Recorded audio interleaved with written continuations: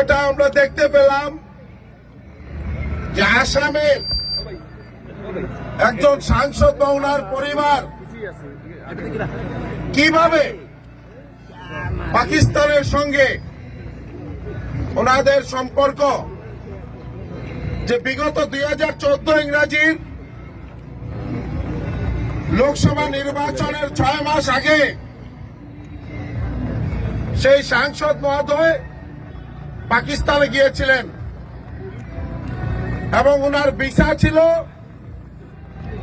লাহোরের।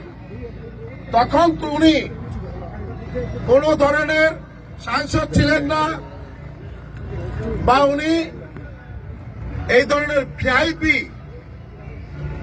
যে প্রটোকল তার কোনো ব্যবস্থা ছিল না। তারপরও লাহোরে ওনার ভিসা ছিল। লাহোরে যেদিন গেলেন একদিনের ভিতরে দেখা গেল ওনাকে করাচি এবং পাকিস্তানের আরো বিভিন্ন প্রান্তে ঘোরার পারমিশন দিয়ে দিল এবং ওনার 4 দিনের ভিসা, উনি 10 দিন পাকিস্তানে ছিলেন।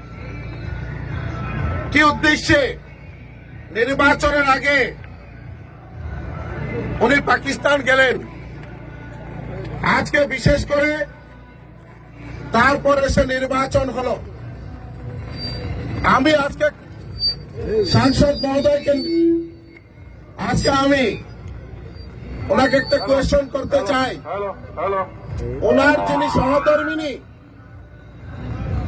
সহধর্মিনী 2011 ইংরাজির 18 মার্চ উনি লিড পাকিস্তানে যোগদান করেছেন আর 22 মার্চ 2011 ইংরাজিতে ওনার অ্যাপয়েন্টমেন্ট দেওয়া হলো লিড ইন্ডিয়া।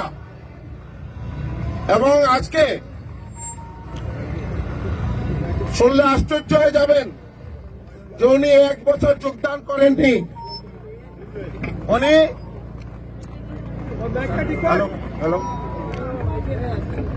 2012 ইংরেজির এপ্রিল মাসে এসে